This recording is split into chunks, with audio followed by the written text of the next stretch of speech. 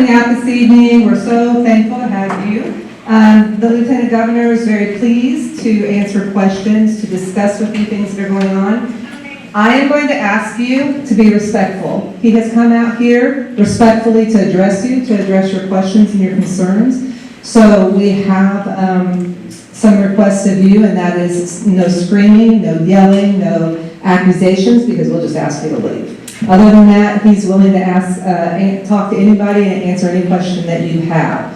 So without further ado, we will let him get started, and then afterwards, if you have, if you'd like to be able to reach out to our office, I've got some business cards up here. I'm the Director of Constituent Services, so I deal with anybody that has issues as a constituent, which all of you are, and you're welcome to take a card and contact me directly. So, Lieutenant Governor Micah Beckwith. Thank you all, appreciate it.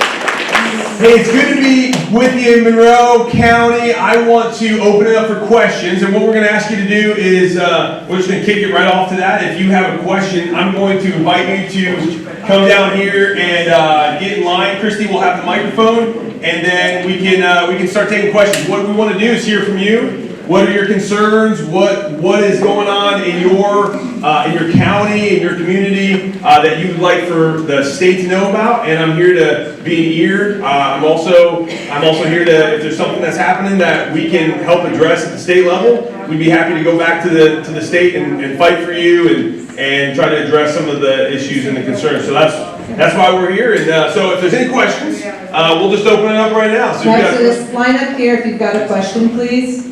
Sometimes he speaks and then we do questions, but tonight we're going to go straight to questions because we've got a good crowd. So if you just want to get in line here and come on up, I'll hold the microphone. You got about 30 seconds. It won't take forever, so we'll be able to get through everybody's questions. Thank you for being here. Yes, you're welcome. It's predicted that Senate Enrolled Act 1 will result in $1.8 billion reduction funding to local governments and especially public schools. Senate Bill 518, which just passed, also requires that those funds be shared with all charter schools in our district. At the same time, the Indiana Choice Scholarship Program has been significantly expanded, receiving over $1 billion in state funding for vouchers which may be used to offset tuition at private and religious schools. I object to the latter as I really believe in separation of church and state, but that's not my point. I'm wondering, with Indiana's educational system consistently ranking in the middle of the pack nationally, it now appears that our legislature has some sort of end game for public education. Can you explain how public schools are expected to maintain under these circumstances? Yeah, good question. Yeah,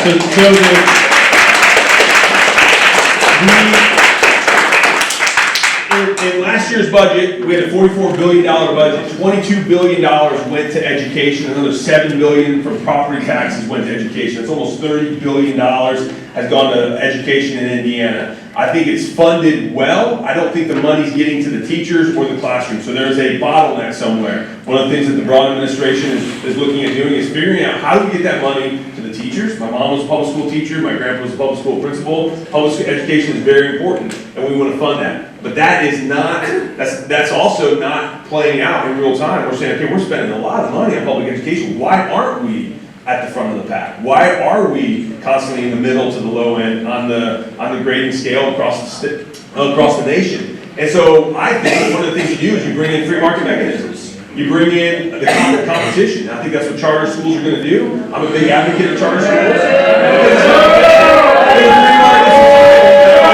And the free market society, competition.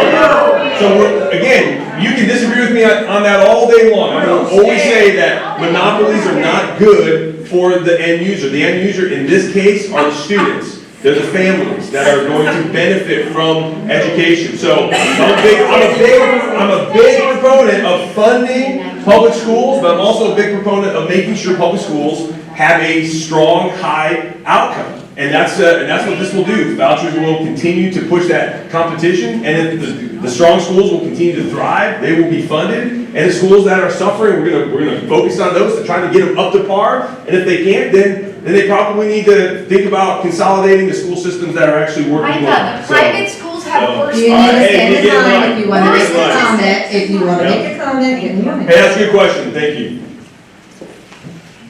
Facts, man. Hi, I'm Joshua Stockton. I am an employee of the City of Bloomington Utilities.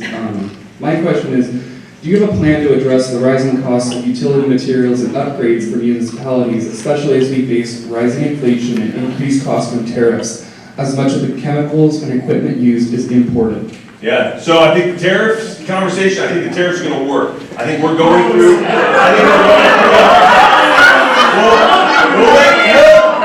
let time do the judge of that. I think they're already working. And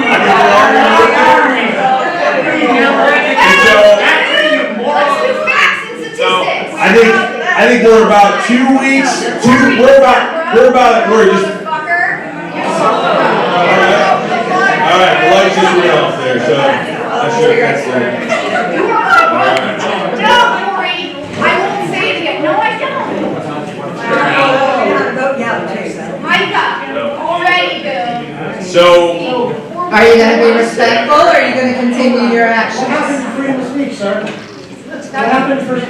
hey, so, again, we're just asking that everybody be respectful. We're asking that everybody keep with respect. You're not respectful. You should respect us.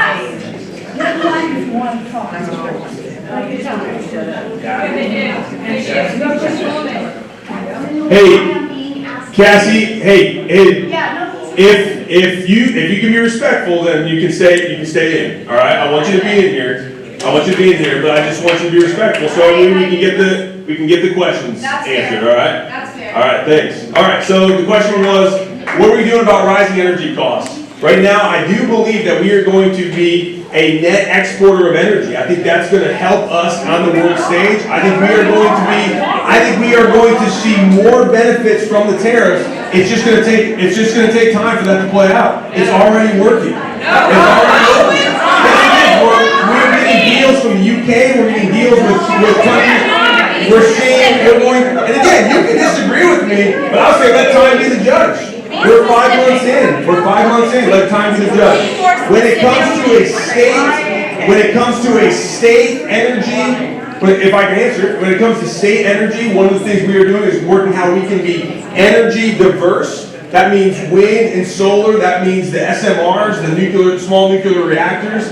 We're actually pushing that, getting back to clean energy is a good thing, but also making sure that we don't kill our coal plants. We don't kill the energy that is reliable. So right now, the Braun administration is in all of the above options. And so we want to see all of that onto the market, into the marketplace, so that will bring down prices. Again, it goes back to the free market mechanisms.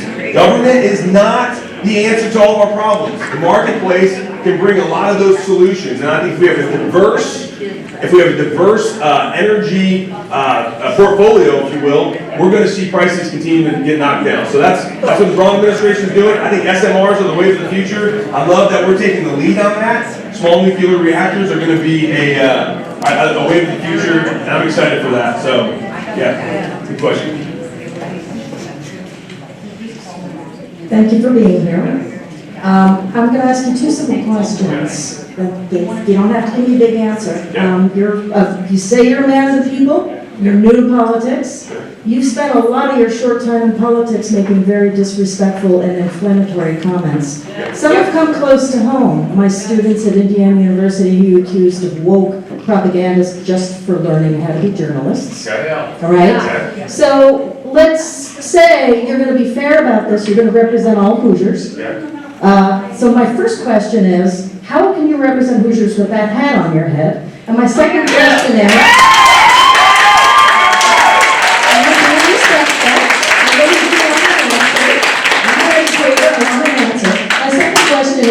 will you change your rhetoric so that you are being respectful of the people you represent? So,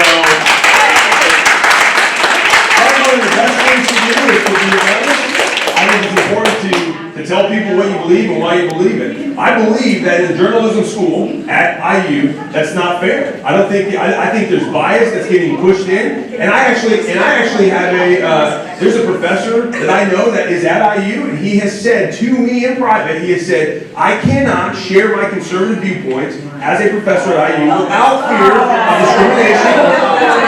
Okay, well, that's his lived experience. So, am I not being respectful right now? No. How am I not being respectful? Yes, I do. I think there's more propaganda being pushed, and I'm not taking my hat off. I'm not taking my hat off. I think President Trump's doing a great job. So, I will not take my hat off because this is what I believe. I believe this is true. So, hey, if you want to ask questions, get lunch.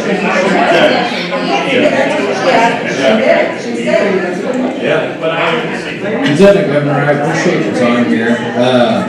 I'm gonna keep it short and simple, but I'm a member of the local union, and I want to know the steps that you guys would take in your administration to protect our unions, as they've helped workers' rights a lot. And in particular, can we maybe see a resurgence of the common construction wage law in Indiana? Well, it's being talked about right now amongst the administration. I think that's certainly a conversation we're open to having, and I've had that with the governor about the common wage law, but I also think that right now what we're seeing in the next generation is a focus on not necessarily always going to a 4-year undergrad school, but jumping into the trades. And so the unions are really important with that, the skilled labor, the skilled trades. I really do think we're focusing on those, because you don't necessarily have to go to a 4-year undergrad school to get a good pay. You could jump into a skilled labor trade, and you could be off, and you could be making, $50,000, $60,000, $70,000 off the start, which is an amazing opportunity for some students who just don't always see school as that option that we've kind of made them think that way for the last 3 or 4 decades. And I like the fact that unions are pushing that, hey, next generation skilled trades. We're seeing that in public schools where there's a lot of great shops that, shop teachers that are saying, hey, you don't have to necessarily go into a 4-year school, and they're training them to step into the labor union. So I think from the Braun administration, myself, what I'm hearing with the legislators that I talk to, they really do value what the unions are starting to bring to the marketplace. And so we're absolutely having those conversations, and we'll continue to have those. And I think you're going to see a resurgence like we've never seen for that skilled trade laborer in Indiana. So yeah, absolutely. Hi. Hey, how are you? Fine. I'm Guy Hoffman. Nice to meet you, guy. I've been in Monroe County since 1963. I came as a freshman, and I'm wearing my woke hat. Yeah. So there's no secrets here. My question is, in the slavery days, Yeah. do you think African Americans and their descendants were treated fairly? No, not at all. Not at all. Four parts. Four part question. All right, guy. All right, here we go. I don't want to take it away. In Jim Crow days, Yeah. do you think that African Americans were treated fairly? No. Today, do you think African Americans are treated fairly? If you're asking me, is there systemic racism? Answer the question. Not the same question. Do I think people get mistreated? Absolutely. Do I think people get mistreated? Absolutely. Do you think that blacks tend to be mistreated at a vastly greater rate than whites? No. Not today. Show me. So there's something that like the left likes to push, that systemic racism still exists, right? Show me in our system where a black person can't do what a white person can do. Show me. Where? Jail. Where?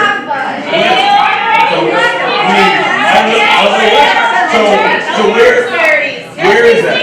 Yeah. They have fired a tremendous amount of women and black leaders in our military who were outstanding people with no justification. And I think that that is a manifestation of systemic racism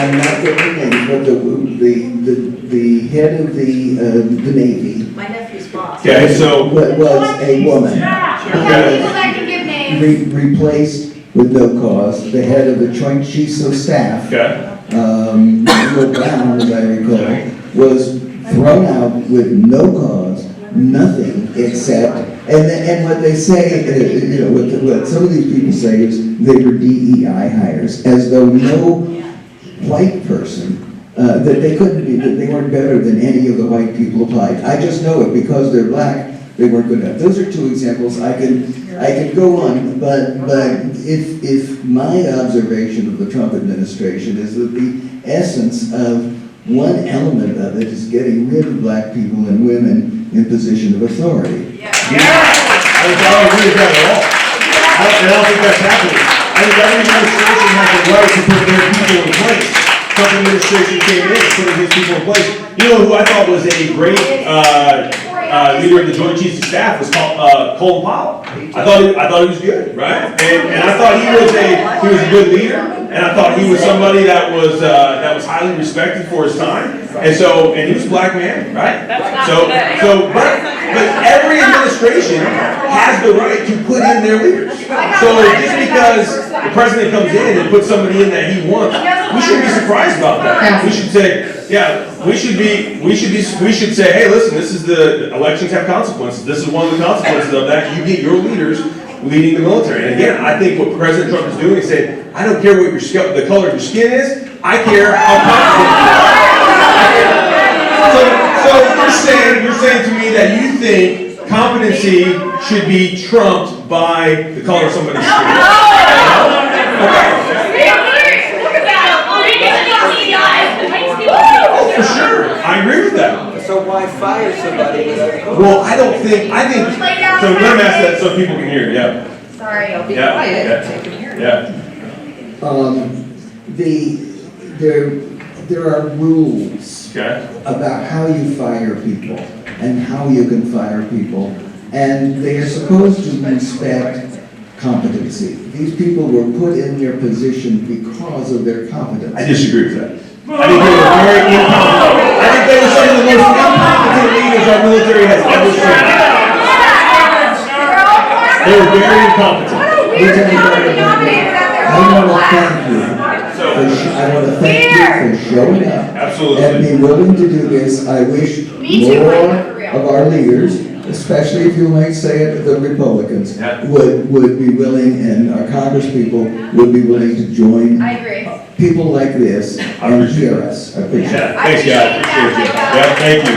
And Guy, by the way, I respect your hat, even though I don't agree with it. I hope you respect my hat, even though you don't agree with it. So. I don't represent you. Okay. Hello, how are you? Before I start, you're touching a lot of black. I like the hat. So. Thank you so much. Thank you. So Jennifer Trimble, former employee of Monroe County Assessor and Auditor. I have been reaching out to you and every person in the county and state that I can concerning the fraud that the Monroe County Assessors committed. And I'm multiple state code violations, criminal activity, and I have mounds of documented evidence. And I can't get anybody to pay attention to me. So, it's Janae, right? Yes. Yes, Janae, yes. Okay, so thank you for coming out tonight. Yes. Thank you for, thank you for speaking out on this. This is an important issue, and I do want to talk with you more on this. I know you've reached out to me personally, and here's the battle. This is where the battle's at. So we believe in local control. Now, while I think that Monroe County is not run the best it could be because of some of the local officials here, that's still their right. That's still their right. That's still their right. Jennifer, I can have my opinion. And if you can take offense to that all day long, that's fine. I will stand by that comment. I think you've elected people who don't necessarily want to dive into what you're sharing, right? So that's a double-edged sword, right? Because while I don't like seeing what you shared with me, it's got to be your local prosecutor. It's the local prosecutor is going to have to dive into that, and if he won't or she won't, then you're going to have to do something to remove that person from office at an election and put somebody in that will. If you can't get the help that you need, then we can try the Attorney General, but it's going to be hard to combat local control. And again, we protect the locals to run their communities. And so if somebody, if an elected official is doing something they don't like, or that you don't like, then you're gonna have to deal with it in the local elections. You're gonna have to get people out and say, hey, listen, we're gonna expose this, we're gonna show Monroe County what's going on. So, yeah, Okay, so it's not that they're doing something I don't like, they're Yeah. doing something that's illegal. Again. They're committing fraud. Right. And, homeowners are losing their homes. have you talked to your local prosecutor about it? And what does your local prosecutor say? Not a word. So then the next step would be, then we can go to the Attorney General, and I'd be more than happy to connect you. Again, it's just gonna be a hard battle to fight local control. The other thing is you can go to your state rep or state senator and say, hey, there's, okay, and what did they The say? Attorney General. Okay. The Attorney General is saying it's the State Board of Accounts, the State Board of Accounts is saying it's the DLGF, the DLGF is saying, listen. So we're not even gonna- everyone's doing this? Everybody. Okay, all right. Well,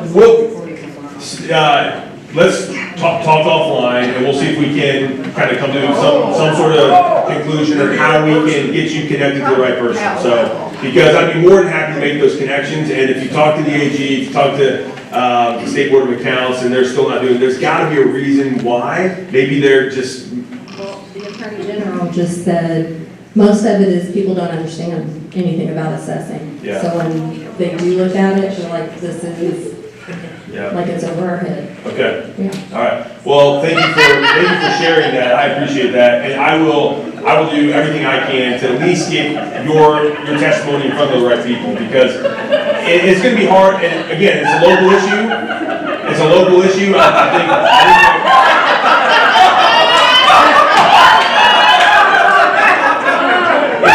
Jenny, I'm sorry, it's hard to have a conversation sometimes when you have leftists in a room like this, yeah. We'll talk offline. We'll try to get that, so, yeah. Chill out. All right. Aren't you that nice to everybody? Okay. So going back to the gentleman with the purple hat, black and white people consume marijuana at similar rates, but black people are 4 times more likely to be arrested for possession. So that's an instance of systemic racism. Black people also get harsher sentences. Hold on a second, how's that systemic racism? They're treated differently. by They're the treated government. differently, like, Yes. okay, and they're breaking the law, correct? Yes. Okay, and At the same rate as the white people, yet they get arrested for it more often. now, so I want to see the statistics on that. I don't know. I'm just here. I want to see where you're getting that. I can send it to you right Yeah, now. please, I mean, I would love to see that. I would love to see that. So, I would love to see it. I would love to see it. I would love to see it. Black people also get harsher sentences for the same crimes with the same priors, so there's that as well. But that wasn't really my question. My question. So transgender youth, their rate of suicide goes down by 94% if they have one parent who accepts them. So if one of your children were transgender, what would you do? Yeah, good question. So, first of all, I believe everybody's made in the image of God. Every person has value because they are created with value from their creator. So, but it doesn't mean that everybody's actions or their thoughts are right. And so, if I had somebody in my family that was struggling with transgenderism, I would say, listen, hey, I love you. There's no difference. I'm not going to stop loving you. But I believe that's a mental illness. And actually,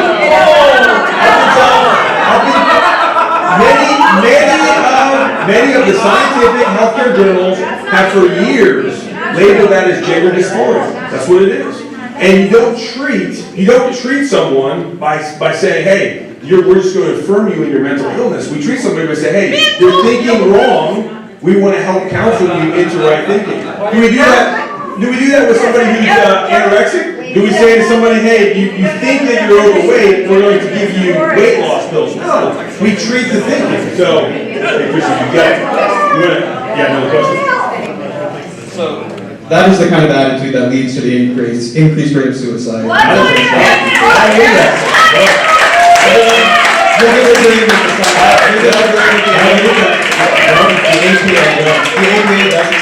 No. What I would say is that we have a mental illness issue, and that when you refer somebody into confusion, it leads to more confusion.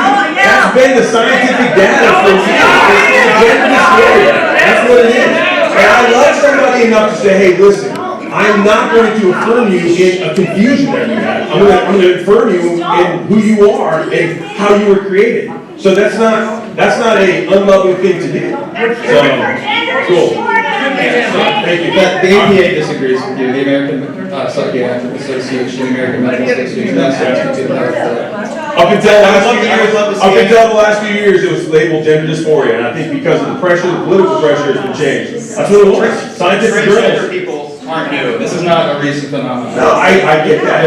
They're not new. Yeah, But we've never accepted them. We've never accepted their thinking as just being normal. We said, hey, we love you, but we're going to affirm you in what truth is. So the number of left-handed people increase after left-handed people stop being discriminated against. Does that mean being left-handed is a social contagion? no, not at all.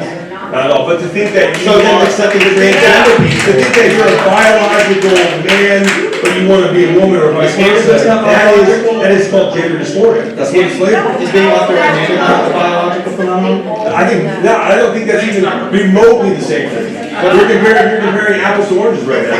You're saying that a man can be a woman. No. I'm saying sex and gender are different things. Social concept. Social Yes. construct. No, I disagree with that. well, I think it's biological. sex is biological. I think it's biological sex. Gender is not. Yeah, and I think people can be confused. Sociology or No, biology. that's not true. I think people can be confused, and I think when someone's confused, you should love them enough to say, hey, I believe you're confused, and I want to lead you in the right path. I hope for the sake of your children, I hope for the sake of your children, they don't come out as transgender again. You know what? I would love them regardless. If you said to them what you're saying to me, then they would not feel well. Well, you know what? Sometimes feelings aren't truth. Tell that to Yeah. your transgender. Sometimes feelings aren't truth. Sometimes feelings lie to us. Sometimes our feelings are not the truth. So what do you do when someone feels a way but you know it's not true? What's not true? That you can't change your biological sex. No one's talking about changing biology. That's what. Okay, so you agree with me. So you agree with me that men are men and women are women. No, I'm saying biological sex cannot be changed, but gender and sex are different things. That's it. How so? Explain that to me. Gender is a social construct. Gender is a social construct. What do you mean by that? Gender is about presentation. Gender is about how you talk, the clothes you wear, how you cut your hair, the way you interact with people. Sex is about gametes. Okay, so can we do this in other facets of life? Like what? So if someone wants to wear blackface, it's a presentation. Can they be black if they just put on blackface? No. Why not? It's what? What's different? How's it different? How's it different? What? Yeah, what? No, how's it different? Explain to me. I don't know how. If gender is a social construct, can other things be social constructs too? Yeah, well, many things. So why is that one not allowed? I didn't realize this was the getting asked questions. Well, I'm having a conversation and dialogue with you. I mean, hey, I appreciate that conversation. Yeah, thank you.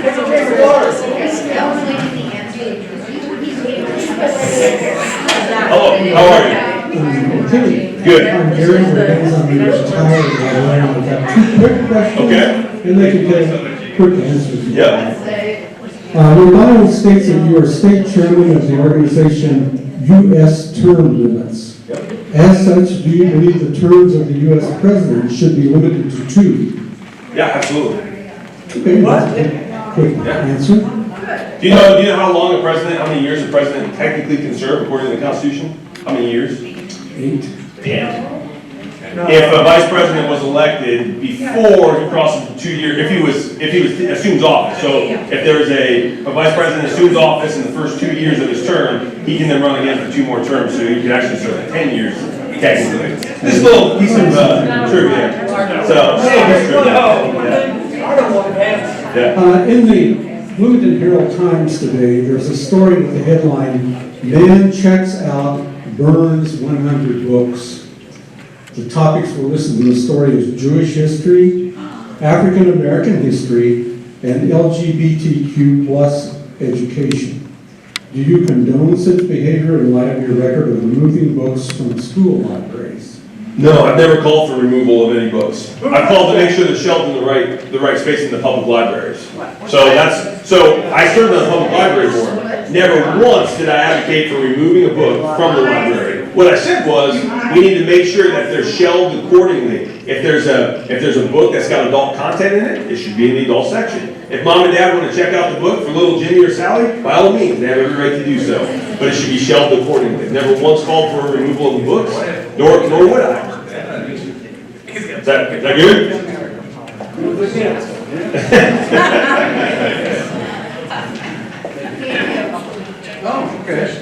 My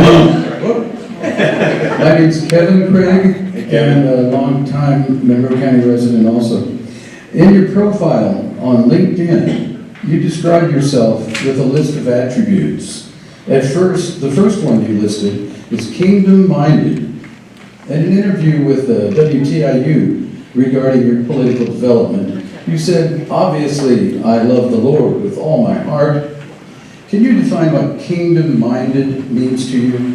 Yeah, I think there's a greater kingdom after this life. I think we all are created to know God. He wants to know us. And I think ultimately loving somebody is to say, hey, who has God made you to be?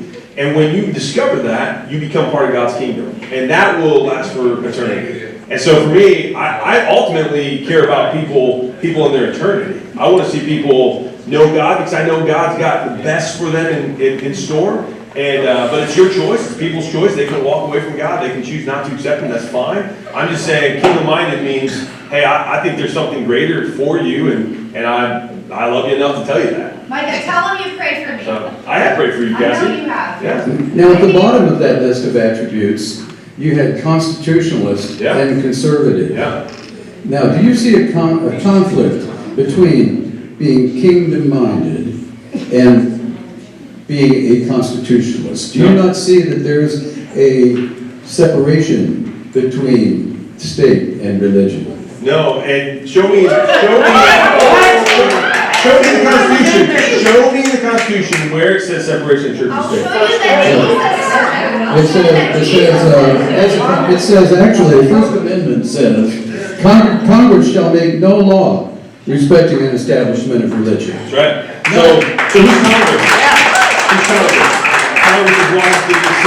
You know, out of the first 13 state constitutions that you had to make a declaration of faith, and 9 of those 13 you had to make a declaration of faith in Jesus Christ as your Lord and Savior to be able to run for office. So you're telling me these are the guys who wrote the Constitution and the First Amendment. They also put in their state constitutions that we need to be a people of faith. We need to be a people of morality. So you want to say separation of church and state? I'm saying, okay, fine. But then who gets to decide what's moral? Who gets to decide what's right?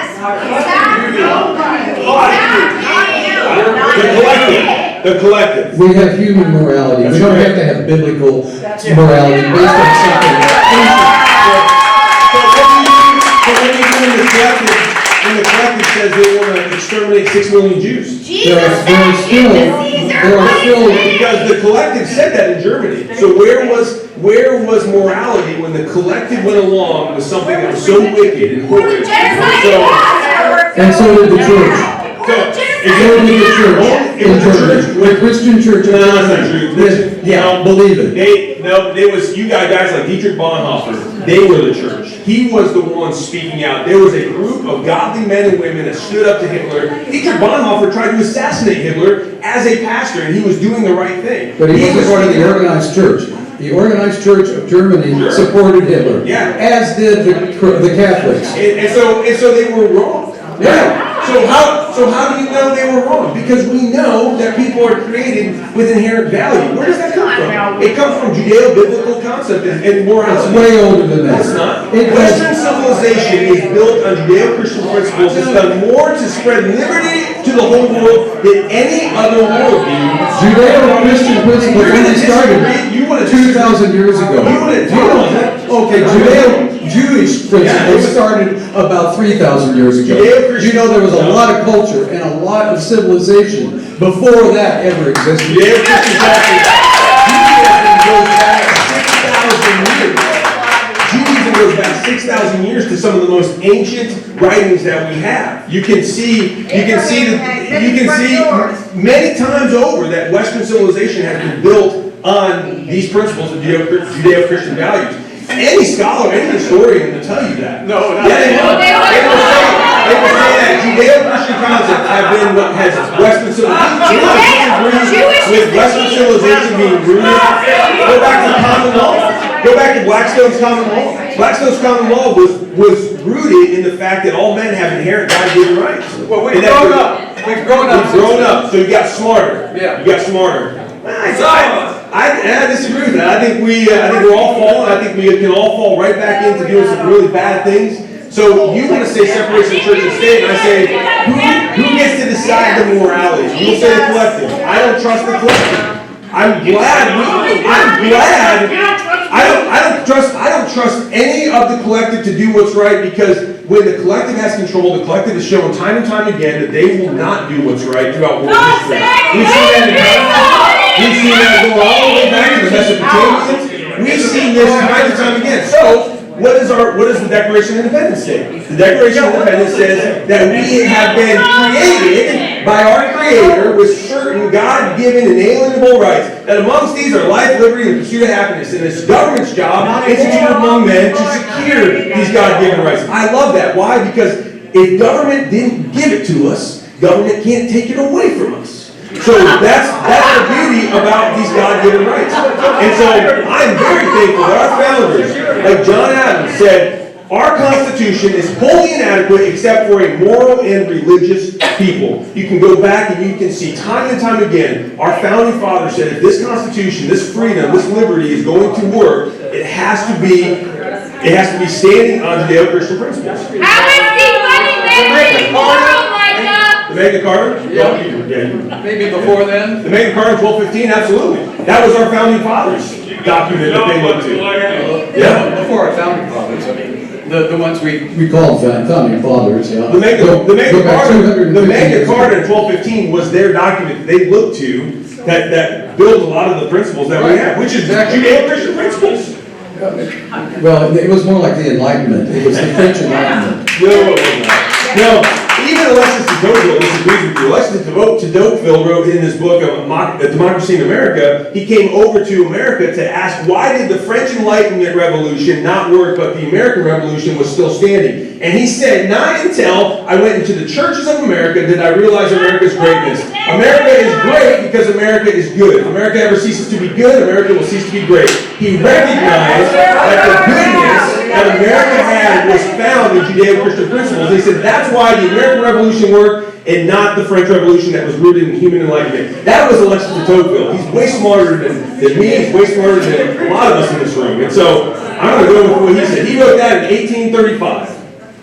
And he said there was a church on every corner. He did say there's a church on every corner. That's why it's so great. Thank you. Good evening. Be respectful, please, of the person that's speaking. Good evening, thanks for coming out. Absolutely. I'm Tom. My last name is too long. You'll take out my whole 30 seconds, so I'll spare you. I like your shirt though. Thank you. There's a budget bill running its way through the U.S. Congress, not the Indiana legislature. It will pass in some form near its current form. That bill is going to effectively end Medicaid for 239,000 Hoosiers. There are maybe 1,000 of those are scammers. That leaves 238,000 Hoosiers that will lose their health care coverage. Does the state do any planning to take care of these people? Yeah, once that happens? Absolutely. We've had conversations to make sure that if that were to happen, which I don't think it's going to, and I would just say this, because the conversation, I'm not in Washington, but this would be something that you'd want to reach out to your congressman or congresswoman about. But the conversations I'm hearing is that that's the battle to make sure that that is funded. And so I think they're going to... No. That battle was lost. No, I'm sorry. Okay, has it passed? Your facts are wrong. Okay, so has the facts are continuing resolution made it out of committee yet? No, the committee, yes, the budget is out of committee. Okay. It came out of committee last night around Okay. All right. out of committee Okay. at about midnight, Okay. yeah. Okay, and the CBO projects that in Indiana, 239,000 people will lose Medicaid coverage. That's, you take that as a planning fact. Yeah. Okay? So, don't then say, well, it's not gonna happen, because it is gonna happen. Well, Right? And so you're gonna take 239,000 people, 238,000, we'll give you the 1,000 scammers there, you're gonna do it. How do you know there's 1,000 scammers? That's actually an estimate coming from KFF and it's high. Okay, but that's a high estimate. Okay, so we're talking about 238,000 honest people, most of whom either work or they're disabled and are unable to work, or they're gonna lose health care coverage. Yeah. You can't survive in this country without health care coverage, right? Yeah. You know? That's the point. And I wanna know what your contingency plan is. Yeah, You're telling me you don't have one. No, we were Telling me your contingency plan is that, that bill won't pass, you didn't even know the status of the bill. Well, I've been following the bill, I'm sorry, I did not realize it passed out of committee last night. So, yes, I did not see where it was at currently. However, I would say, let's see what happens, and if, we're not gonna let Hoosiers go without, we're gonna do everything we can to make sure we're done.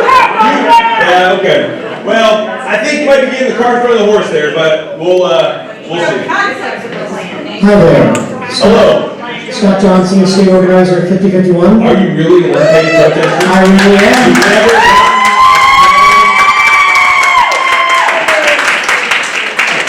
So you made a very interesting statement earlier. You made the statement the African American generals that Trump fired were not competent, right? Yeah, I believe, Okay, I mean, so- I guess, who specifically are Okay, you? so I've got a specific case to ask you Yeah. about. So General C.Q. Brown, Yeah, Okay. he was the joint, he was the. he was the chairman of the Joint Chiefs of Yeah. Staff. So the first question is that Trump hired him in the first place, so was Trump incompetent in picking him? Yeah, no, I think you can see people in their real life later on. I mean, I've worked with people that I thought were gonna do a great job, and it just didn't turn out that they did the best job, So, hang on.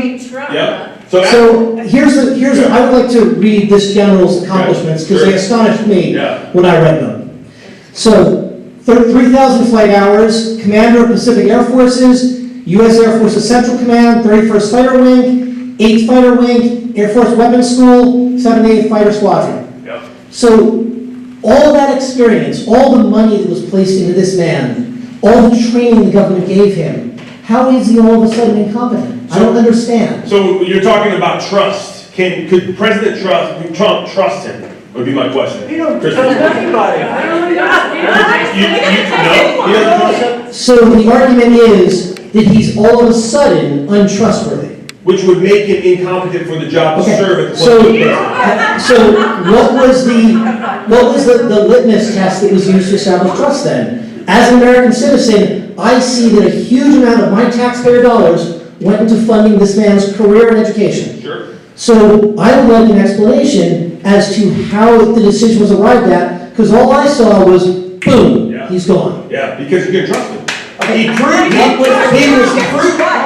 Because Brown showed that he was untrustworthy How? by his comments in the media. Go back and look at how he spoke about President Trump, even before the president was elected. So, and by the way, the president has every right to put the people that he trusts around him. So this happens in every administration. You're able to put the people around you that you trust. That is not uncommon, and he has the right as commander-in-chief to make sure that his joint chief chairman is somebody that he adamantly trusts, and he just didn't trust Okay, General Brown. you don't feel it was systemic racism? No, I don't, not at all. I feel like it was very much if President Trump couldn't trust him. I don't think it had anything to do with You it. don't think there's any systemic racism in Indiana? No, I don't. Okay. Hang on. Black people are 34% of our population. Okay? Okay, or excuse me, 34% of our prison population, but only 9% of the adults in the state. Yeah. Please explain that, because the obvious implication is either we have systemic racism or black people are more prone to commit crimes. Which is it? Yeah. No, I don't think it's systemic racism at all. I think it's a breakdown of the family. I think that's what it is. I think it's a breakdown of the family. I think we see the breakdown of the family. We see the breakdown of the family in the African American community at a greater level than in any other community. 72% of African American homes have a breakdown of the family. And so we are seeing that throughout our society right now. I believe that, if you want to talk about systemic, I do believe that is a systemic problem. We have a family breakdown, and we are seeing that. And I'll give you this. I do think we incentivize bad behavior. You can maybe say that's systemic. Hey, Christy, can you get that microphone? Yeah, let's start with feedback. All right. I do think we incentivize bad behavior. I'll give you an example. So, for people who are under the poverty threshold right now, if they are married, they will not get government assistance. However, if they're single parents, they will be able to get government assistance. That right there incentivizes the breakdown of the family. So to me, that could be a systemic problem. And I could say, hey, I don't think it's racial based. I think it's just a bad incentive that the government has created, and it's leading to the breakdown of the family in African American families, as well as many other communities, white communities, Asian communities. We're seeing the breakdown of the family across the board, and that needs to be fixed. Don't speak for black people. Yeah. Hey, thank you. Good question. Yeah. Hello, how are you? Fine, how are you? Good. Enjoying this? I am. I think it's great. Yeah. I'm Chris Kimmel. I'm a 30-year resident of Monroe County. I want to go back to something you said earlier about climate change. I'm holding in my hand an article that was published. You know you win the argument when they just go to name calling, so thank you. I'll take that as a win, thank you. So this article I put off the internet, it's by Grace Wilson from the State House file. Okay. And it was written January 21st, 2025. All right. And the State House file is published by the Franklin Journalism. That's right, yeah, University of Franklin, yeah, Right. Franklin College, yes. Yeah. Okay, and they have a quote from you here. Okay. I'm going back to the climate change. Okay. Okay, because earlier you said, I believe in all sorts of diversity in terms of energy, right? Yeah. This is the quote. This is their quote, okay? I think things like the Green New Deal and climate change is a marketing ploy. Yes. And they get a lot of people to buy into it, and every time they do, somebody's making a lot of money somewhere, and they're usually doing it off the taxpayers' back, unquote. So did you get woke between January and now about the Did I get woke between me? between January? Because I want diversity in energy?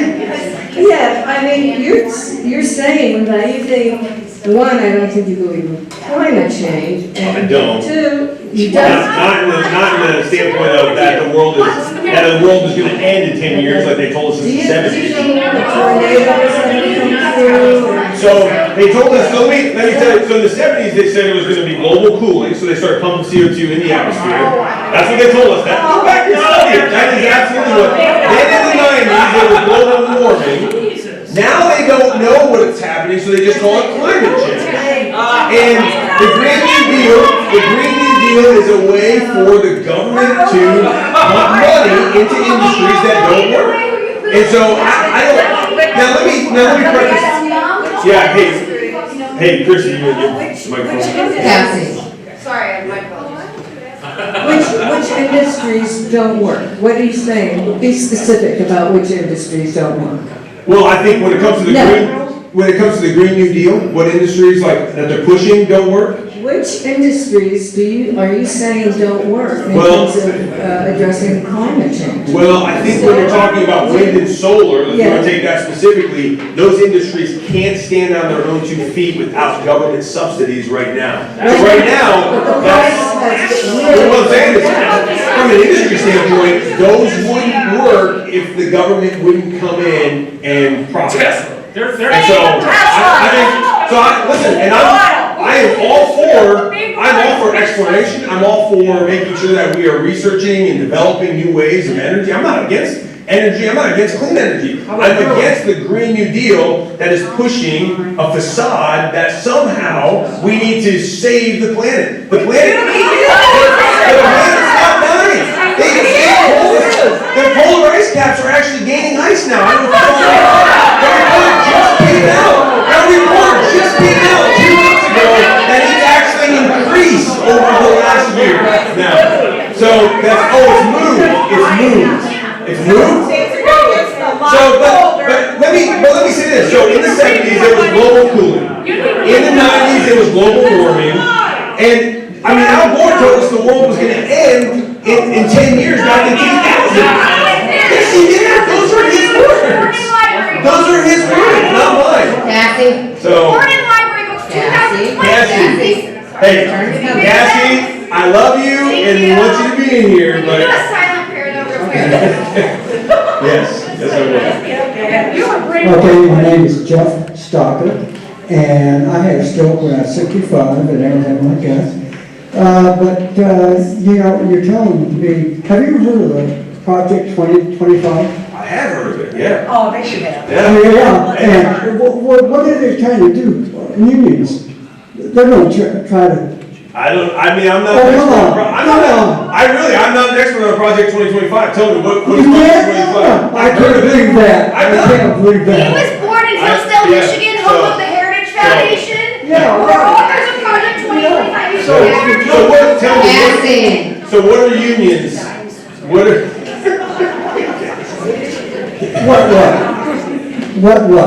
No, I was gonna say, tell me what's the union take for Project 2025? I really don't know. Okay, they're going to do away with unions. Okay. Yeah. Why? Because Trump wanted to. I've not once heard Trump say that. But I've never heard him say that. Elon Musk. See, Trump didn't say anything. I haven't heard Trump say it. Okay, and I've never heard Elon say that either. So, I mean, first of all, maybe Elon has, but I can tell you right now, Trump, I've never heard Trump. Trump won the union support. Trump loves the unions. I mean, he got the steel workers support. He got the guy who's over the auto workers. Who's now yeah, is he? Listen, Trump has been a friend of the unions from everything I've seen. So, and I've never seen union bargaining rights. You are lying. That's not what I've seen. This is him stripping union bargaining. So anyway, I can tell you what I believe, and I can tell you what I think we should do. I think what I told this man down here earlier, I think the trades are an important part of our industry. And I think now with Trump and everything, Elon Musk, they want to do what thing? I've never heard Trump say that. Who said that? This is CNBC. So CNBC. For federal workers. Again. It's called in the U.S. Court of Appeals. Like, do you want me to read this to you? No, I mean, show it to me. Facts. Well, yeah. Oh, I know. Yes. Okay. So here's the deal. CNBC is everything they report is spot on, right? You want I'm just saying we're getting your source. And they're reporting something, but that's the first I've heard of it. I'm not gonna just take their word for it, I'm gonna take their word for it, so. But I will tell you what I believe. I believe that the unions are very, very much a big part of where we are going in the future. Why am I saying that now? Okay, you're saying it now, but Trump is.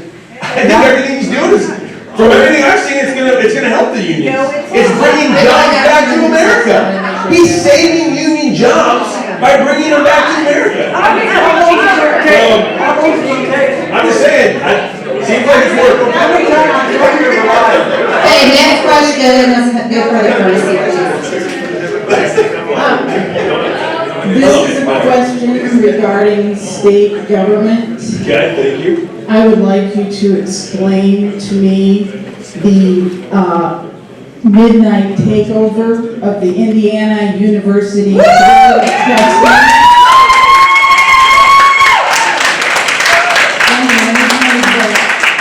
Of the university, It was stuck in a budget bill on the last night of the session.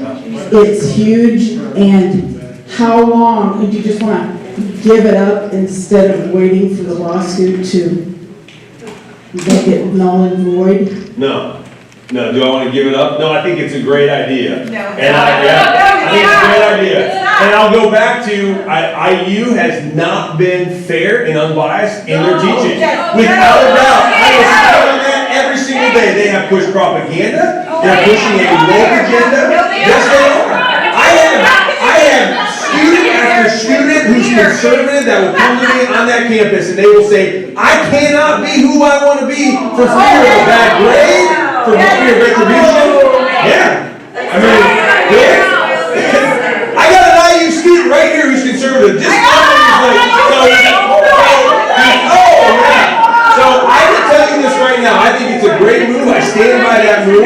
Put it in the hands of the governor. Put the trustees. Make them accountable to the governor. I think it's going to be good for IU. And I think it will actually get IU's reputation back on the right track. I want IU to be a standard bearer of Indiana education. And it's not right now. It's not. So many sentences of yours begin with, I think. Okay. And I went to Indiana University. I have 2 degrees from there. When did you graduate? 1975 and 1989. I think a lot's changed since those times. And I have lived in Bloomington all these years, and I think that Indiana University is a grand university.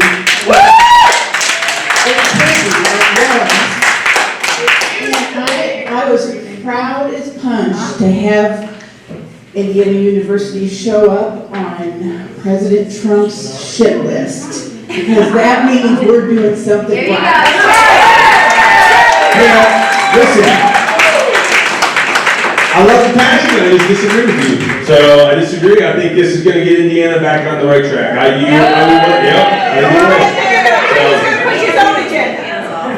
Cassie, how's it going? Hi, Micah. I think everyone's going to expect me to be different than I am now. I have so much to say. Okay.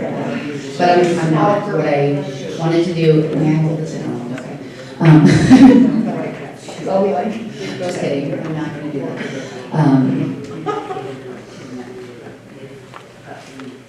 You like to talk about Jesus a lot, Micah. And so I have done a lot of research on Jesus too, although I don't consider myself a Christian. And he has purposely he has said, first of all, he didn't jump through the hoops to be a Jewish prophet, right? Because he didn't want to be a leader. Then he famously said, give to Caesar what is his, because he didn't want to be a ruler of nations. There weren't boundaries and borders like you're trying to make it. And indeed, Jesus said throughout the Bible exactly the opposite of what you've been saying, which is that he wants to rule the land. We've also interpreted one word in the Bible to mean the political center. And that word is ecclesia, I believe, but that means, that's church, and Christian nationalists interpret. It's Greek for, it means assembly. Right, so that's the interpretation. That's very weird because that's one word, and so you guys as Christian nationalists have taken that and said that Jesus now wants us to come into the public square where the politics happen. Those were your words. And that's not what scholars believe. And I've done my research, right? And I agree with you that I think Jesus, it has a great message. I question like how you can't see that, right? Like, I truly, and I also want to thank you honestly for telling us to let me stay. I appreciate that. I'm glad. And for also being one of the only in the GOP to actually do these things. Yeah, well, I appreciate that. Thank you, Cassie. No, thank you. Well, Cassie, so Jesus, when he came the first time, he came as a sacrificial lamb. He was not coming to overthrow the government of the day. But Isaiah 9:6 talks about Jesus bearing the government on his shoulders. Jesus talked about ruling and reigning. He talked about his kingdom. Going back all the way to Old Testament through the New Testament, it's all about the lordship of Jesus. Lordship means master, it means ruler. In that ecclesia, when that word you brought up, the assembly of that day was where all of the politics happened. And so when Jesus said to Peter, he said, on this rock I will build my ecclesia, that would have been a political word in that day. It would have been like Jesus saying to Peter, hey Peter, on this rock I will build my Congress. You'd say, wait, that doesn't make any sense. Well, what's he saying? He's saying, hey, when governments govern from a moral perspective that is in line with God's word, everyone is going to have freedom and liberty. It's going to be a blessing to the people. And that's even people who don't believe in God. Does God want us to slaughter people in Gaza? No, absolutely not. People will try to say, oh, because this happens means that there's no God, or because this happens means that God is somehow unloving. That's not true. You use it the other way by saying, if this happens, then God favors me. Then God what? You use it the other way by saying, like, if this happens, then God's favoring me, and you preach that to people. Like, if you behave a certain way, then you'll be favored in the kingdom. And also, I have a real problem with you interpreting 1 and 2 words, because biblical scholars will say, what is the kingdom? There's many denominations of the Christian faith that will interpret it like as the king, right? Or there's many that have a more, I don't know the word. But do you know what I'm saying? Yeah, you're going to get multiple interpretations, absolutely. And so it's problematic for me that, and I think for a lot So what's of people. the truth? I think that's what we got to say. Okay, where's the truth? Or just that, how do you know that you have it and others I'm don't? not saying that I do. I'm But saying you do this say is- that. This is You what do say that This all is the what I time. believe. Right. This is what I believe. Okay, But, yeah. and I'm not saying that it's not, I'm not saying that I can't be wrong or that I'm imperfect. I'm saying this is what I believe. And if there is a better way to approach something, or if there's something I haven't thought about, then, I mean, bring it to my attention. Would you be open to that, like Absolutely. other pastors? Would you be open to that, like I sitting love with that. other I think Christian pastors? would I be Like- open to sitting down with, absolutely. But also, some that maybe have spoken against you, and also interfaith.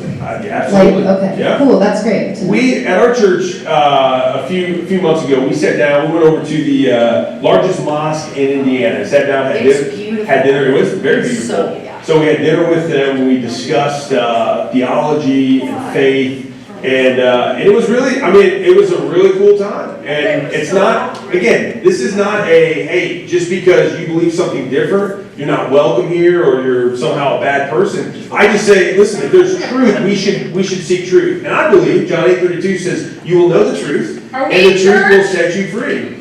And the truth will set you free. And I want everybody to be free. I want people to be free from addiction, bondage, suicide. I want people to be free from government tyranny, government oppression. I want people to be free spiritually. You know what I'm saying? And this is the last thing I'll say, Mike, and I appreciate your time. This was also an example, and someone finally got to it.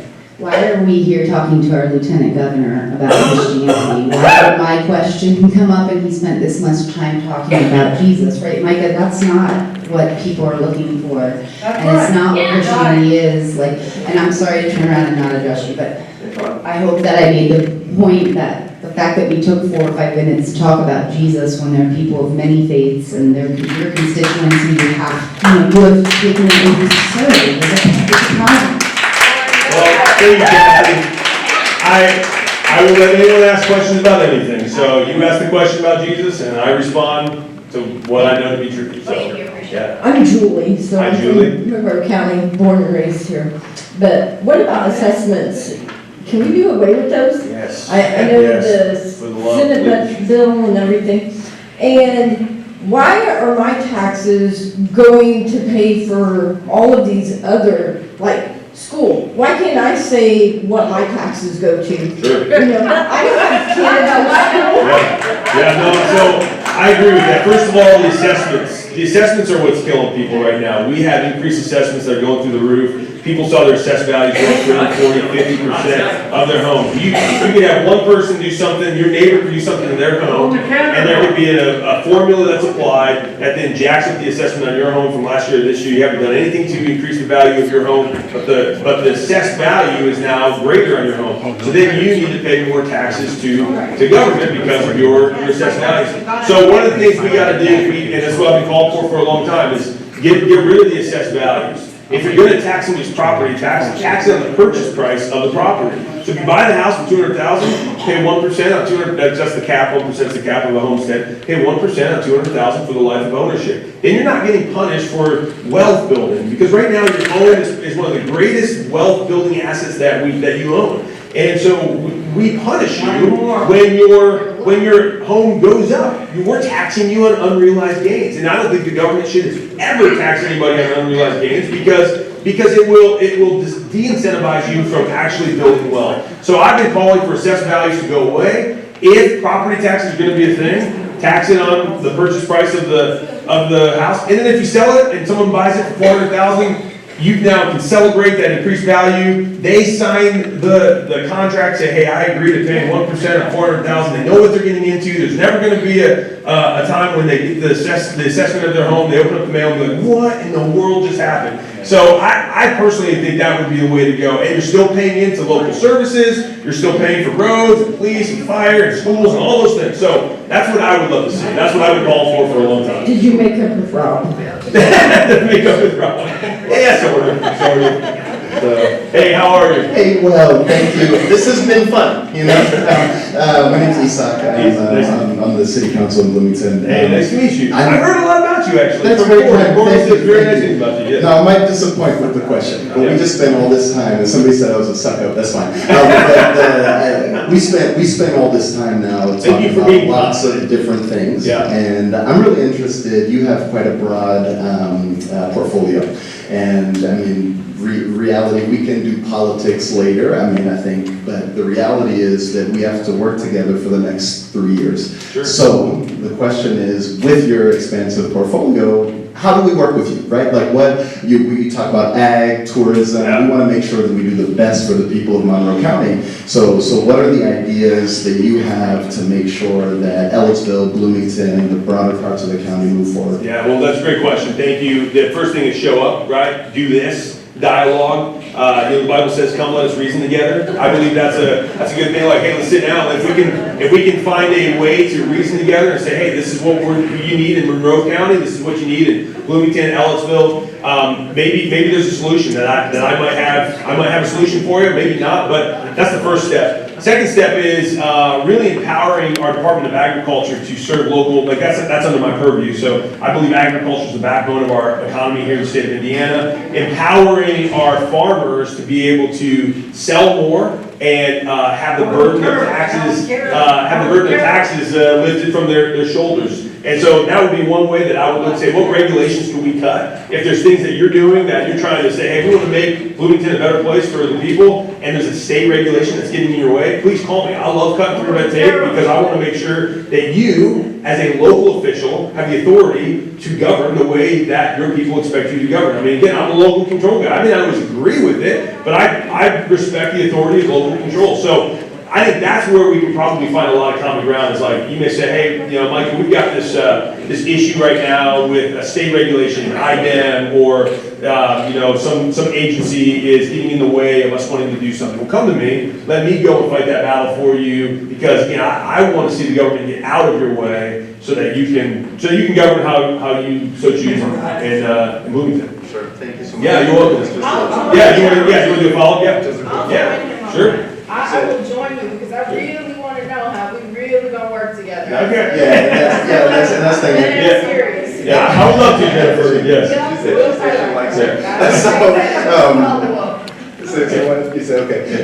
So on that point, I guess just again saying thank you. Honestly, I mean, the fact that you were willing to stand here, we disagree on a lot of things. That's fine. That's all right. But the fact that you were actually willing to come here makes a difference. And I think regardless of all of our positions, I think for me as a resident here, as an elected official, I've been so frustrated that so many people drive around us, right? They're like, well, because they're afraid of getting received like this. I'm glad that you enjoyed it, and you'll get received this way next time. I expect it. But I expect it. It's all right. We'll hold you to it. What you said. We really want to work with you and actually do well for the community. So thank you. And listen, I want to give local officials too. I mean, I'll make sure you've got my direct line so you can get a hold of me before we leave here. So, and Jennifer, same thing to you as well. So, Yeah, no, please, I love it. And by the way, everyone, I may be a different type of politician, I don't know, I don't really view myself that, as a politician, but I like the dialogue. I like it when people throw the tough questions at me. I get really tired of being in an echo chamber. I'm gonna tell you right now, you guys are not that. And so thank you for that. That's great, I appreciate it. Yeah, iron sharpens iron. Bare minimum. So, okay. I'm going to change the direction a little bit here, but my family's been here in this area 3 generations now. Our town's kind of changed a lot since I've been a kid, now I'm an adult. Addiction and drugs in our community has gone haywire in the last, 15 years or more, as long as I've been at least aware of it. I've had family members in multiple rehabs. We have a homeless crisis, what I call it, on my side of town on the south side. And I think a lot of it's driven by drugs and fentanyl in particular, ODs. I've had friends die, had brothers OD, still with us, but it's a continuous battle, it's a continuous fight. And what are we going to do in this state and local to clean up, for one, the drugs, and two, deal with addiction? Yeah. So great question. I'm sorry that you're going through that. That's happening in a lot of communities. That issue knows no border, right? Like that's happening in every county I go to. There's people that come up to me and say exactly what you said to me. So what we've done, just as a way to possibly help, is we've started a Office of Faith-Based Initiatives, because I believe the nonprofit world is suited very well to deal with that. They know you, like you've got Dave over at the warehouse. Like I know him, Pastor Dave, great guy. That guy will give you the shirt off his back if you need a place to stay, if you need help with addiction counseling, if you need food. You go to the warehouse and you knock on that door, Dave will come out and he will be the one to serve you. I'm telling you, it's way more than that. If you think it's a playground, that place serves people who are hurting. And so we see that as being the answer. Like government, I don't know what you're going through being up at the State House. Like it is foolish of me to think that, right? Like to say, hey, I'm gonna come down here and tell you what you need. No, I want the people on the ground that live with you, that work with you, that raise their kids, with your kids. I want them to be the ones that are empowered to find the solutions. And so that's why we created this Office of Faith-Based Initiatives, is to get faith communities, not just Christianity, get synagogues and rabbis and imams from the mosque, get the faith and nonprofit worlds to unite to address these local problems, because they're the ones that are actually going to be able to love the people who are hurting way better than government can. And so we're trying to bridge the gap. I say government doesn't have the solution, but maybe we can be a bridge between the solution and the problem. And so we've been going around doing roundtables with faith leaders in congressional districts and in counties to say, okay, hey, what do you need? What can we do for a state perspective to help you, and how can we bridge this gap so that you guys can find the solutions to the problems and the pain and the hurting that your people in your community are experiencing? So great question. I think that's the answer. I really do. Yeah, please. Yeah. So follow up on the addiction part, I like hearing that. It's good. All resources are good for addiction. I've been around it a lot. So with actually taking the drugs out of the community is a big deal, and that has to be addressed at some point. Absolutely. There's law enforcement laws.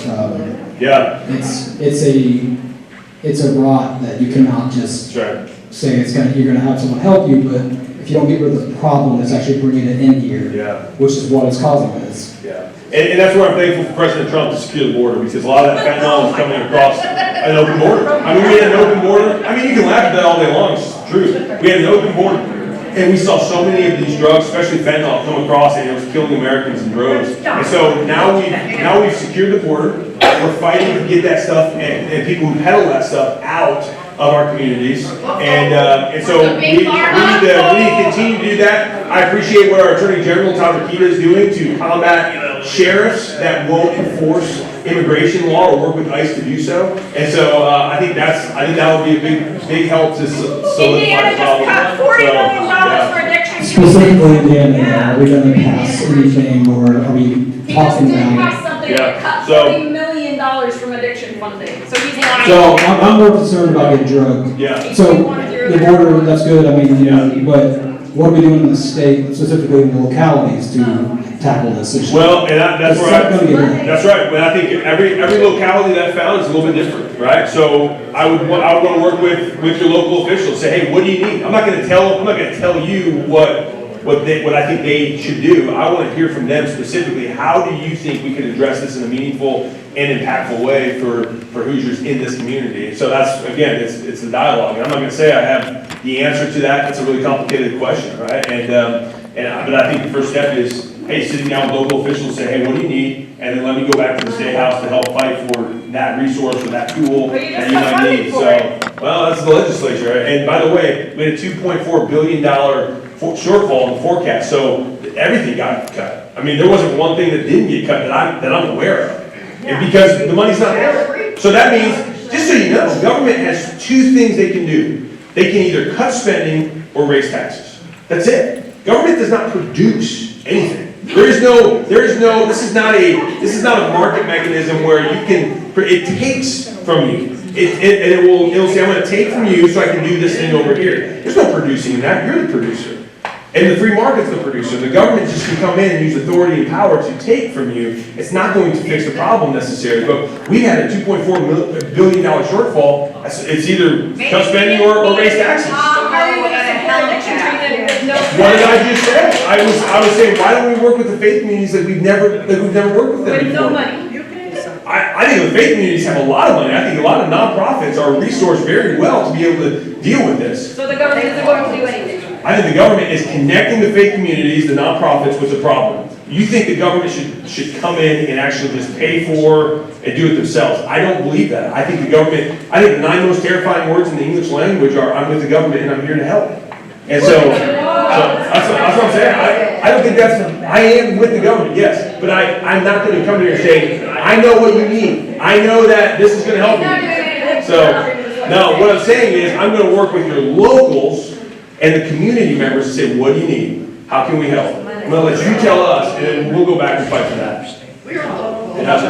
Yeah, please. One more question. Yeah. I mean, it's the same Sure. question again, but I'm not trying to push an opinion spot, but are we looking at it on a state level to try to find resources to try to tackle the drug? Yeah. You gotta let Pastor Dave do it. Absolutely, FSSA is looking at every possible way to find the extra funding. It's just, everything's tight, everything's been cut, and so, but hey, and seriously, I want you to get our card before you leave, so that way we can connect more, talk more about this, because I think this is a very, very important issue, so thank you for your question, yeah.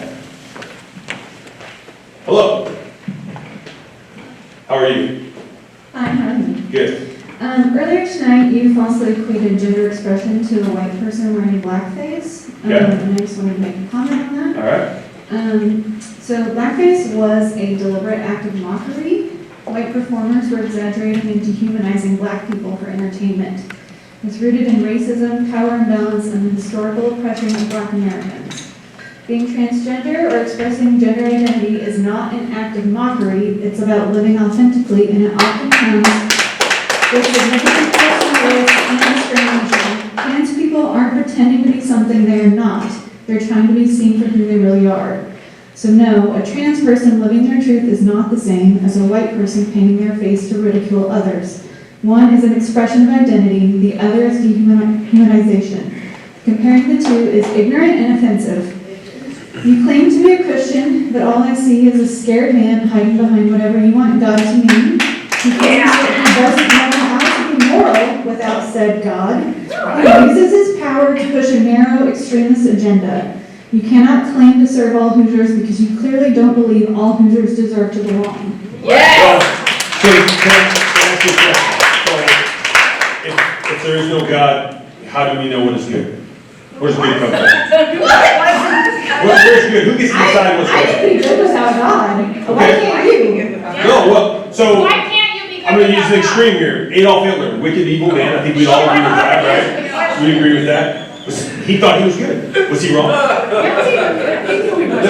again, that's what I'm saying is if you remove the standard bearer for good, which for 250 years, our founders have said, hey, there is a God, he's the one who created good, and we stand on that. If you remove that, fine, But now, you're saying good can be anything. So who's to say that somebody who wants to... So where does good come from? Where does good come from? Facts and data. Facts and data. Facts and data. Yeah. So, all right. So what happens when we saw facts and data during COVID, and those facts and data weren't necessarily accurate? Yeah. No, they weren't. Argue with science. No. You can have an opinion No. about it, but you can't argue with science. So we were told that COVID did not originate from a lab, but now we know it did. So, I mean, so facts and data can be wrong. Facts and data can be wrong. Are you saying it can't be? Facts and data can't be. Yeah. But what I'm saying is, again, that's fine. You can remove God. But then everyone then gets to decide what their own good is. It's a very dangerous world to live in because that leads to anarchy, or it leads to your politicians or those who govern. Maybe for someone like you who doesn't have an innate sense of morality.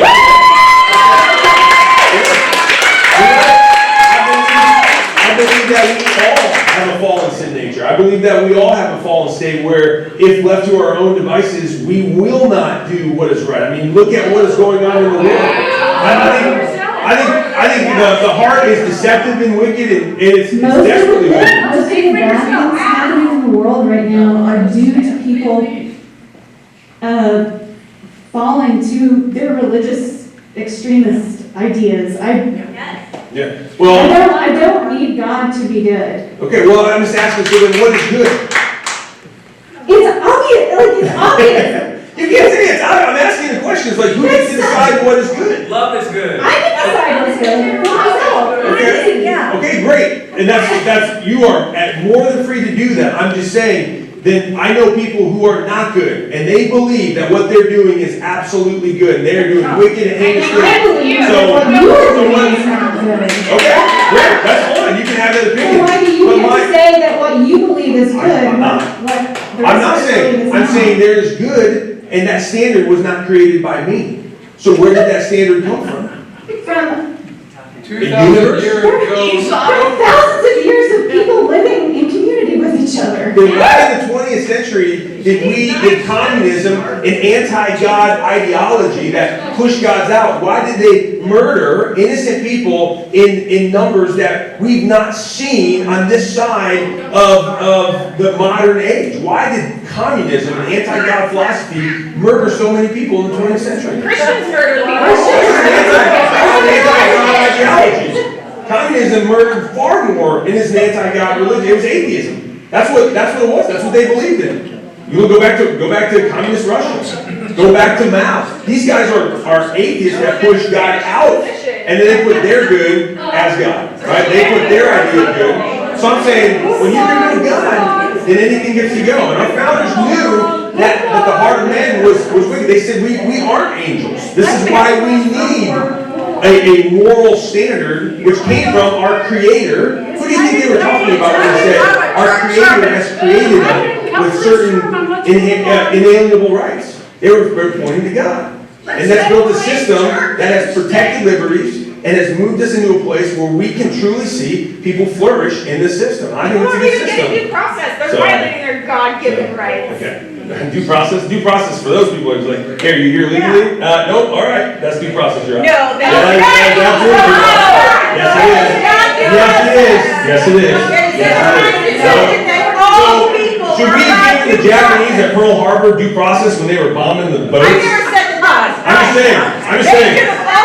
Due process is here. When it comes to somebody being here legally or not, due process is, are you here legally? Nope, all right, that's due process. But he says he's going to take out the criminals. He's not taking out the criminals. You keep going back over to Guatemala to pull them back in. Okay, we're going to the next question. I just want to go back to the unions thing, and it's my interpretation that you say, that you think the current administration is pro-union. Is that right? I think they are I think they will bless the unions because of the way they're bringing jobs back to America. Okay, I just need to read this. Okay. This was today. An appeals court has cleared the way for President Donald Trump's executive order aimed at ending collective bargaining rights for hundreds of thousands of public employees. I don't care if they're public or not. Okay. Why is he destroying the union? Well, I would say that in public employees, these are government employees, correct? Yes. Okay, so I think it's a totally different thing. Again, It's government, not. yes it is. It's not. Yes it is. How is that union different than another union? I think the And how government they're employees, run? government employees are specifically tasked to serve the people. I think when they go in and they say, we're gonna unionize, and we're going to then try to abuse the systems for our advantage, that's not good. That's not good. I mean, look what happened with the aircraft control agency when Reagan was in power. He said, hey, listen, we're gonna fire, and they were like, we're going on strike. It put thousands upon thousands of Americans in jeopardy. You mean like now? Because, Like now? are they on strike right now? No, but there are not enough air traffic controllers to To keep the skies safe. Okay, well, first of all, two totally different things. One was striking. You brought it The up. other one was It's unions. Yes. No, first of all, I think what President Trump is doing is he is cleaning up government agency and government bureaucracy. And I think that it's a bloated system. Bureaucracy is destroying our nation. It is absolutely destroying our nation. And so I think it is not comparing apples to apples. I think when it comes to the auto workers, when it comes to the steel workers, when it comes to those types of unions, the president is doing things that are going to bring jobs back into America. They already do love the president. They're seeing that. The unions voted overwhelmingly for The President union is Trump. suing the president. Which one? Asking. We got two more questions, and thank you for adhering. Yeah, hi. Thank you. Actually, I have one quick comment Okay. and then a question. My comment is just so that, just so you know, there are people like us around there. I am very happy to pay taxes to make sure that all people are fed, housed, and You can send more money to the government too. You can like give more of your money. You don't have to pay what they tell you. I actually donate quite a bit of our To the government? income, not to the government, but to private organizations to make sure that people are fed, That's housed, great. and That's called charity, and I love that. So I don't have this quite formulated in my head yet, but a couple days after this last legislative session ended, the state legislative session ended, I received an email from my state rep, Representative Dave Hall. And he says, I sincerely apologize for the delayed response. Due to a technical error in our organization's online web forms, the messages sent through the IGA website these last few months did not make it to our inbox. We are just now receiving your message, and I sincerely apologize. I called his office to verify that the time period that messages were not appearing, and if this was his office specifically or the whole General Assembly. Yeah. And they did verify. It was the whole General Assembly did not receive any messages through the website during this last legislative session. That means that everybody who used that website to express their opinions, their thoughts to their representatives who are supposed to be, knowing what's going on with their people, they didn't receive any of those messages the whole time. So my question is how are you going to rebuild trust with the whole state of Indiana, who was just disenfranchised? Sure. And what was done to investigate this error? Yeah. Great question. It's the first time hearing about it. I'll be honest with you. I did not know that the emails were not getting through, but I will certainly look into that. How could you not have known that? This is the first I've heard about it. Everything from the last legislative session should be thrown out. Everybody in Indiana was disenfranchised. Hey, you're not, I think we legislate and make too many laws as is, so you're not gonna hear me push back on saying we should throw out everything that we did. I'm not gonna say that's a bad idea, because that may actually, I probably agree with that. But I've not heard about what you're saying, and I'll certainly look into it. Who's responsible for knowing that happened? Isn't that you? Well, it depends. Aren't you The responsible IGA, for knowing that happened? the House and the Senate have their own servers, and they have their own website that they maintain, they keep up. So we do agencies. So we oversee. Yeah, so I believe it's legislature. But government the Whose legislature. job is it to investigate? Oh, well, we can certainly look into it, that's No, what I'm but telling you. whose Yeah. job is it? Whose Well, responsibility that is would it be to the know House that and the happened? Senate. That Yeah, but who? Who in the House and Senate? Which Leadership. one? Name- So, give Todd us names. Houston and Rob Gray. So So Todd Houston Yes. and Rob Gray. Rod So Gray they are did the- not do their job to notify you Again, that everybody in Indiana was disenfranchised during this last legislative session. first time hearing about Say it? those names Yeah. again so everybody knows who to So the contact. speaker of the House is Todd Houston, and the Senate Pro Tem, the leader of the Senate, is Rob Gray. And again, first time hearing about it, but I'll certainly bring that up with them, say what's going on with this. But I believe they manage their own email, website, their form. It's not an agency. It is an Is it? agency-wide, yes. Not It yet. Again, I'll look into this, first time hearing about it, so. It is appalling to me that you didn't know that happened. I'm sorry, I'm being honest with you. Leadership, Okay, honestly. sure, well, and like I said, I will look into that. I'm not gonna sit here and tell you and, blow smoke. I'm just gonna tell you like, hey, I've not heard about that. Well, but I wanna So, know, like, I've not heard one legislator say that. This is the first time I've heard anything even remotely close to that. So again, I I will look into confirmed that. it with multiple legislators. Great, I don't. And they probably didn't tell you because it's pretty big, bad. I'm not saying I don't believe you. I'm saying I'm gonna look into it. So, and we'll find out what's going on, and if there's some butt kickings that need to happen, because that should never happen ever But I again. think that it's really important that you make a public statement, like you do with, your gross public statements. My that gross public statements? Yeah, that you Okay. make a public statement Okay. once you figure out what happened Sure. and how you're gonna make it right to the constituents in agree. Indiana. I think it's a great idea, and I'll do that. So we're gonna look into that. Thank you for your question.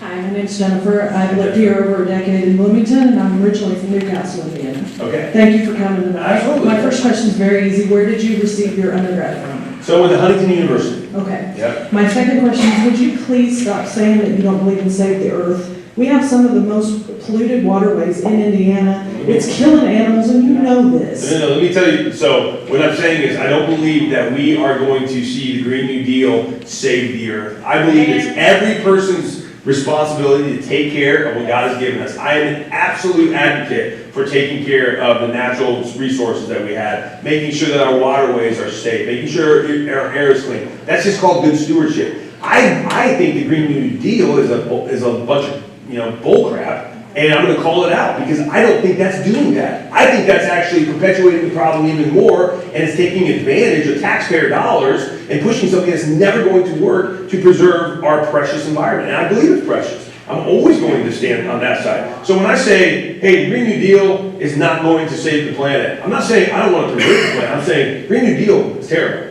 It's not gonna work. And so I'm absolutely 100% gonna do everything I can to be a conservationist. I love what we have in our resources. Thank you for telling me. Yeah. Great, do you have a question? No. So, all right, one more question right here. That wasn't how it was set up, sorry. Okay. We'll have it, yeah. So I know I asked a question, there was a second person, but one thing I did notice that you mentioned was how we need to move away from getting college degrees and move towards the trades. Not everybody, some people. Well, I want to say that I received a college degree, and the only reason I got my job in a trade is because I had that degree. And I also want to note that I think it is important that we do protect our environment. I mean, I do work for the city utilities, and we draw our water from the lake, and we do have some of the most polluted waters in this country. And another thing, and I'm glad you do, but I also think that you're afraid of me because I work in a workplace that has a union. Ask me, the American Federal, County, and Municipal Employees, and we're suing Donald Trump. Great. Again, I think there's a big difference. And you keep saying how the unions are going to benefit from what Donald Trump is doing. No, we're not. In the private sector. Well, we do manual labor. I sit at work for 12 hours making sure that you don't drink shit and poison. And there are so many other people in this country and in this state that are doing the same exact thing that I'm doing are making sure that people that we don't necessarily like aren't drinking shit and poison. Literally. So I think there's a big difference between public sector and private sector, and we have a bloated bureaucratic. So you want to privatize water is what you want to do? I think privatizing can be a good thing. I So have like, looked into the privatizing woman in water, but Terre Haute I who think got a bill privatizing- for $12,000 for water because they said that her water meter read over 250,000 gallons, and they said, well, sucks to be you, you have to pay $12,000. That's what you want to happen That's in not what every I want to single happen. Absolutely city? not. I think there's absolute ways to hold private sectors accountable. We've done this before. Then do it. We've had public-private relationships for many years in this country, and it works. And we can do that in many sectors. I'm not saying the water sector is the one to do that. I'm not saying don't just throw that out as it's a terrible idea. But I am saying, going back to the unions in the private sector and public sector are very different. What Donald Trump is trying to do, he's trying to get the bureaucratic bloat under control because our governments have grown way too big. They're spending, we are $36 trillion in debt. So let's have we just got lowered by Moody's credit score rating. And so we gotta do something to get this spending under control. So I think there's a big difference between public and private. So, yeah. Let's see. Tax the rich. Okay, what's rich? What's rich? Over $5 million. Over five. Why is that? Where did you come up with that number? Over $5 million is rich. You would say somebody who's making over $1 million isn't rich? Wow, that's not rich? Tax them too. So now we've got a difference. So you say 5 million, I say $1 million. Who gets to decide what's rich? How about everybody pay their own share? Good question. All right. Hey, everyone, thank you so much. Okay, so now it's $1 million. So it went from 5 million to what? $1 million. No, I'm asking billionaires. Oh, billionaires. So billion is now rich. Okay, well, I'm just saying. I don't know who decides what rich is. Hey, everyone, thank you so much for coming out. We lost half the room. I don't understand what's going on. But thank you guys for coming out. And again, we may not agree, but I'm going to keep on coming, and we'll keep dialoguing and go from there. So the bare appreciate minimum you to guys. listen to your constituents. The very bare minimum. That's fine. Expectation. So, guys. What about that parade? Those pants make you look fat, Micah. What's that? Well, he's preaching. Okay, yeah. He was preaching. That's right. But when did the book of Job? I think the book of Job was actually sure, but I think no rush.